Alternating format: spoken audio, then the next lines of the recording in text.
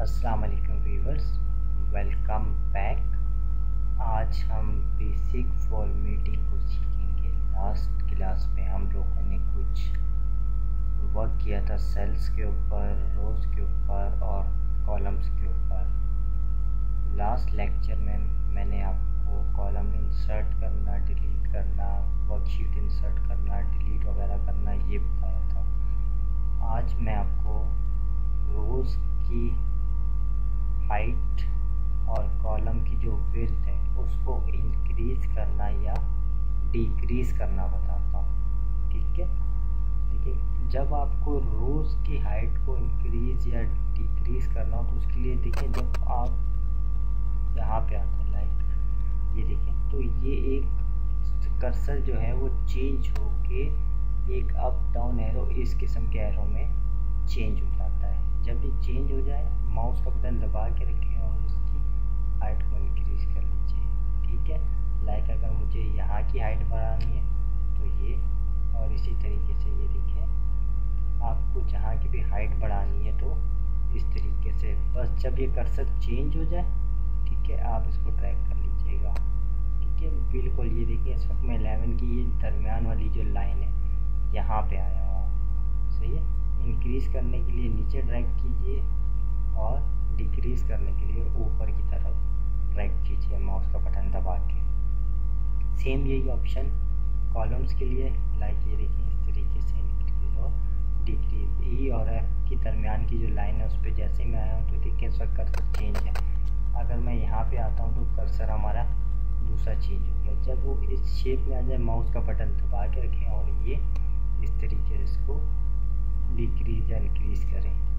ठीक हो गया, ये हो गया हमारा। ठीक है, एक तो ये तरीका है। दूसरा ये है कि आप यहाँ पे आके जब ये कर्सर चेंज हो जाए डबल क्लिक कर लें तो ये आपके सामने उतना एडजस्ट हो जाएगा जितनी इस पर जगह होगी। लाइक ये देखिए यहाँ पे मैं आता हूँ डबल क्लिक करता हूँ तो ये देखिए रो भी उतनी एडजस्ट होगी जितनी उसमें जगह थी। लाइक ये देखिए इस तरीके से एक से ज़्यादा को भी आप चाहें तो एडजस्ट कर सकते हैं। लाइक ये देखिए मैं यहाँ से 2-3 के साइज़ इंक्रीज़ कर देता हूँ, ये हो गया। और सेम इसी तरीके से कॉलम्स की भी। ठीक हो गया। अब देखिए मैंने ये सिलेक्ट किया और किसी भी एक के ऊपर आके मैंने डबल क्लिक कर दिया तो देखिए सारी की सारी ऑटोमेटिक एडजस्ट हो गई। सेम यही ऑप्शन कॉलम के लिए भी इस्तेमाल कर सकते हैं। आए और यहाँ पे डबल क्लिक करें तो उतना एडजस्ट हो जाएगा सेल जितनी उसमें जगह होगी। ठीक हो गया। अब देखिए फॉर्मेट के ऊपर है रो हाइट्स। आप चाहें तो मैन्युअली भी अपनी मर्ज़ी की हाइट बता सकते हैं। मैंने जैसे कहा रो हाइट तो हमें ये बता रहा है कि इस वक्त इसकी हाइट जो है वो 15 है, 15 cm। ठीक हो गया, 15 cm या 15 पॉइंट कह लें आप इसको, ये हाइट है। मैंने लाइक कहा कि 25 हो जाए तो ये देखें इसकी हाइट 25 हो गई है। ठीक है, अगर मैं यहाँ पे आता हूँ format auto fit row height तो वो उतना फिट हो जाएगा जितनी उसमें जगह है। मुझे इसका क्या एग्जैक्ट याद नहीं कि ये जो साइज़ आ रहा होता है ये पॉइंट में आ रहा होता है या फिर cm में आ रहा होता है या mm में, मुझे ठीक से याद नहीं। बहरहाल आप इसको देख लीजिएगा, प्रिंट आउट निकाल के स्केल के साथ आप नाप के देख लीजिएगा कि किस में आता है। ठीक है, नहीं तो आगे जाके जब मैं एक अलग लेक्चर बनाऊंगा तो उसमें मैं आपको तरीका भी बता दूंगा देखने का कि आपको किस तरीके से देखा जाता है कि ये पॉइंट्स हैं या cm है या जो भी है। ठीक है, फ़िलहाल मैं इसको कैंसिल कर रहा हूँ। सेम यही ऑप्शन आपके पास कॉलम्स के लिए भी है। ठीक है, कॉलम विड्थ और यहाँ से आप इसको अपनी मर्ज़ी के बता सकते हैं। ठीक है, लाइक ये देखिए मैंने सारे के सारे सिलेक्ट किए। ठीक है, जैसे ही मैं ऊपर आया ये कर्सर चेंज हुआ, माउस का बटन दबा के रखा और ड्रैग किया। मैंने कहा फॉर्मेट कॉलम विड्थ और यहाँ से मैंने सबकी कॉलम विड्थ 10 कर ली। ठीक है, तो सारी की सारी जितनी कॉलम थी वो इक्वल हो गई हैं। ठीक हो गया। Format auto fit column width या मैं आप लोगों को ऑलरेडी बता चुका हूँ। ठीक हो गया।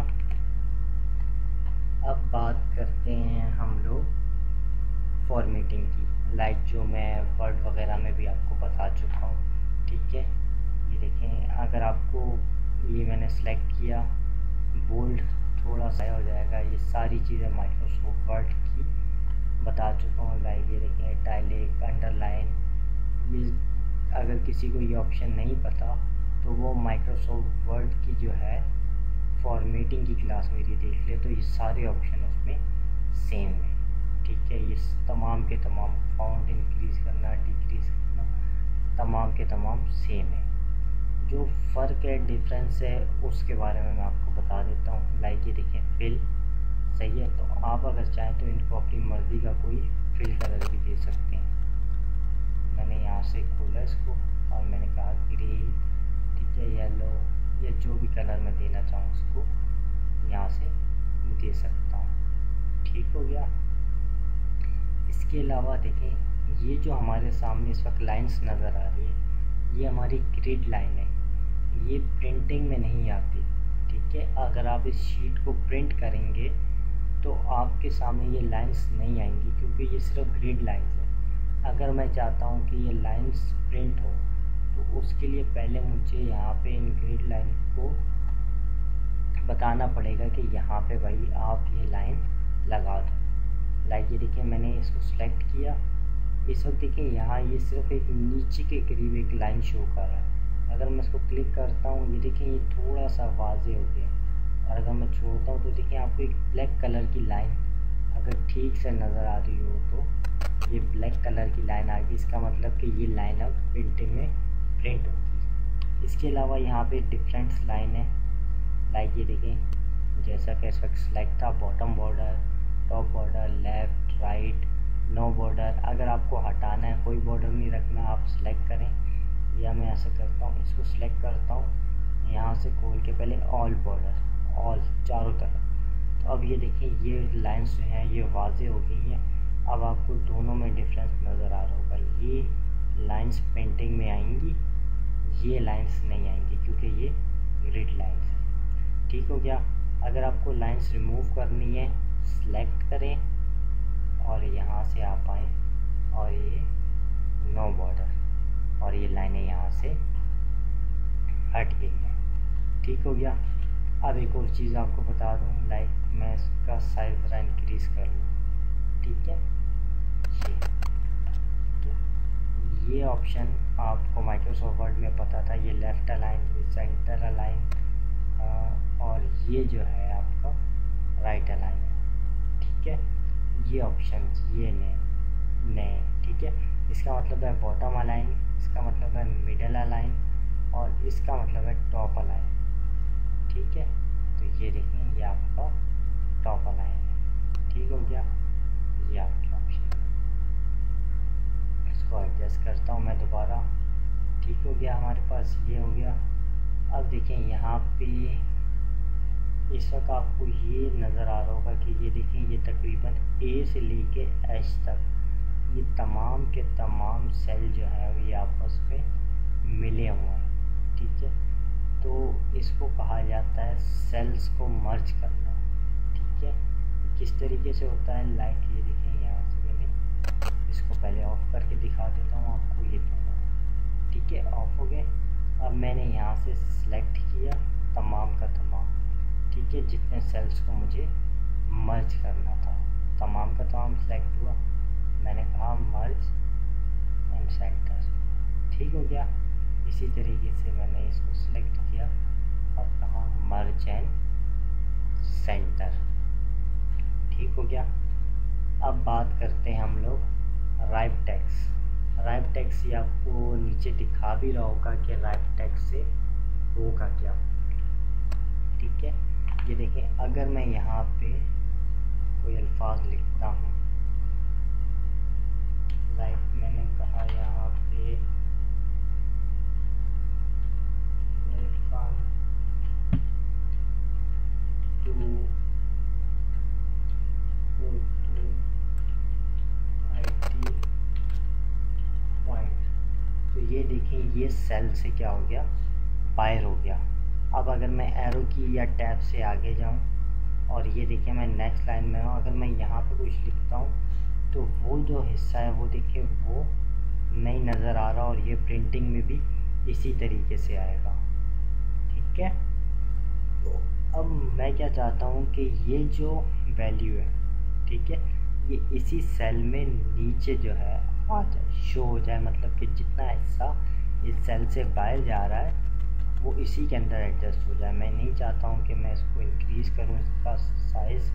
ठीक है, सिंपल मैंने इसको सेलेक्ट किया हुआ है और यहाँ से मैंने कहा राइट टेक्स्ट, तो ये देखिए आ गया यहाँ पे welcome to Urdu IT point. ठीक हो गया हमारे पास, और यहाँ से मैं इसको ऑफ कर देता हूँ। ठीक हो गया। अब बात करते हैं यहाँ पे ये जो हमारे पास नंबरिंग, ठीक है, नंबरिंग में इस वक्त देखिए ये सारा का सारा जनरल बेस सेट है। ठीक है, यहाँ पे डिफरेंस भी है, number, currency, accountant, short date, long date, ये सारे के सारे हैं। आप इनको यहाँ से डायरेक्टली भी एक्सेस कर सकते हैं। पहले मैं ज़रा डिटेल में चला जाऊँ, फिर आप बाद में इनको यहाँ से मैन्युअली भी अप्लाई कर लीजिएगा। ठीक है, सबसे पहले देखिए मैं इस सेल में आता हूँ और यहाँ नंबर के बराबर में ये है जो, इसको मैं क्लिक करता हूँ। ठीक है, डायलॉग बॉक्स ओपनर जिसको कहते हैं। अब यहाँ पे मैं कहता हूँ नंबर, ठीक है, और यहाँ पे आ रहा है डेसिमल प्लेसेस, मतलब मैं कोई भी नंबर लिखूँ तो उसमें 2 डेसिमल प्लेसेस आने चाहिए, पॉइंट के बाद 2 अल्फाज आने चाहिए। ठीक हो गया। अगर मैं इसको चेक लगा देता हूँ तो यूज़ 1000 सेपरेटर्स का मतलब ये है कि अगर 1000 तक चली जाएगी कोई चीज़ तो उस पर कॉमे का यूज़ किया जाए। और यहाँ पे नीचे नेगेटिव वैल्यू आ रही है कि अगर हम कोई कैलकुलेशन करें वो नेगेटिव में आए, माइनस में आए, तो उसको किस तरीके से शो करें। तो ये देखें यहाँ पे डिफरेंट स्टाइल आप कोई भी ले सकते हैं। इस वक्त मैं नंबर वाले फॉर्मेट में, ठीक है, और मैंने यहाँ से कहा ओके। इस वक्त मैं इस सेल में था तो सिंपल इसी के ऊपर नंबर अप्लाई हुआ। अगर मुझे इससे ज़्यादा में इस फॉर्मेट को अप्लाई करना होता तो मैं सेल सेलेक्ट करता, देन जाके मैं यहाँ से अप्लाई करता। अब देखिए यहाँ पे मैंने नंबर वाला फॉर्मेट अप्लाई किया हुआ है। यहाँ पे मैं लिखता हूँ 2000। ठीक है, देखिए उसने कॉमा भी दे दिया और पॉइंट के बाद 2 अल्फाज भी दे दिए। ठीक है, यहाँ से आप ये देखिए मैं सेलेक्ट किया, पॉइंट को इंक्रीज़ या डिक्रीज़ यहाँ से भी कर सकते हैं। ठीक है, कॉमा अगर आपको यूज़ करना है तो यहाँ से आप इसको ऑप्शन दे सकते हैं। फ़िलहाल मैं इसको डिस्कस नहीं कर रहा हूँ। ठीक है, अब देखिए यहाँ पे मैंने नंबर्स का फॉर्मेट दिया हुआ। ठीक है, ये अकाउंटिंग के फॉर्मेट में आ गया। मैं इसको अंडू करता हूँ। ठीक है, कंट्रोल Z किया मैंने। अब हम यहाँ से इसको खोलते हैं। अब आ गया करेंसी। ठीक है, करेंसी देखें यहाँ पे इस वक्त आ रही है PKR, ये मैंने सेट की हुई है। ठीक है, PKR बाय डिफ़ॉल्ट नहीं आ रही होती, बल्कि यहाँ पे नीचे शायद इन्होंने इस वर्जन के अंदर दे भी दिए। ठीक है, चलें अगर दे दिए, लाइक मुझे यहाँ पे PKR नहीं चाहिए, मुझे यहाँ पे रुपीज़ चाहिए, तो पहले उसको बताना पड़ता है कि भाई हमारी करेंसी ये है। अगर कोई भी ऐसी करेंसी है जो इसमें शो नहीं हो रही तो आप पहले उसको जाके सेट करेंगे। मैं उसको कैंसिल करता हूँ। देखिए सेट किस तरीके से करेंगे, स्टार्ट पे आएंगे, कंट्रोल पैनल पे आएंगे, और जितनी भी विंडोज़ हैं, चाहे वो विंडोज़ XP है, विंडोज़ 7 है, कोई भी विंडो है, उसमें आपको ये रीजनल ऑप्शन लाजमी मिलेगा, रीजनल एंड लैंग्वेज। इसको मैंने क्लिक किया। ठीक है, डायलॉग बॉक्स खुला मेरे पास। मैंने कहा एडिशनल सेटिंग। ठीक है, और यहाँ से मैं आया करेंसी, और ये देखिए मैंने यहाँ पे बता दिया PKR।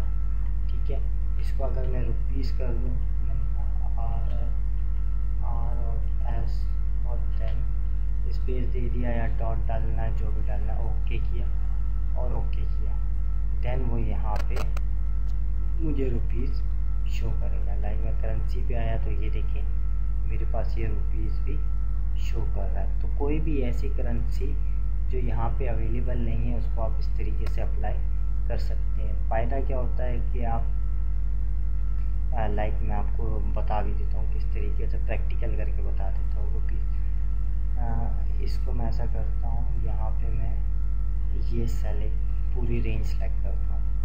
मैंने यहाँ से कहा करेंसी, और ये देखिए 2 डेसिमल पॉइंट्स होने चाहिए और नेगेटिव वैल्यू ऐसे आनी चाहिए। ओके, अब मैं यहाँ पे कोई भी वैल्यू लिखता हूँ, ठीक है। ये देखिए डिफरेंट वैल्यू लिखी मैंने, ठीक हो गया।